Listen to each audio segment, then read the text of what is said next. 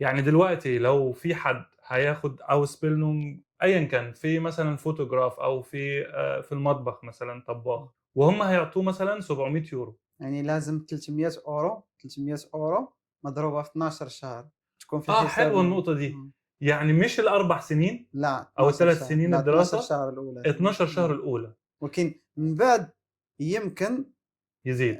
حيت أصلًا الAusbildung المبلغ ديالو أو زعما الأجر ديالو كل سنة كيزيد تقريبًا واحد ال50€، يعني لازم هذه في القانون الألماني. يعني تمام، مثلًا السنة الأولى عندك 700€، لازم السنة الثانية تكون أكثر من 700€. حلو. فهمتي؟ أنا على ما أظن 10%، 9% حاجة يمكن. زي كده ممكن. المعلومة دلوقتي بس عشان نبسّطها، إن أنت دلوقتي لو جالك Ausbildung في أي مكان وهيدّيك أقل، اعرف إنّك أنت الفرق ما بينه وما بين ال1000€ لازم تحطّه في حساب مُغلق عشان تقدر تاخد الفيزا بتاعتك.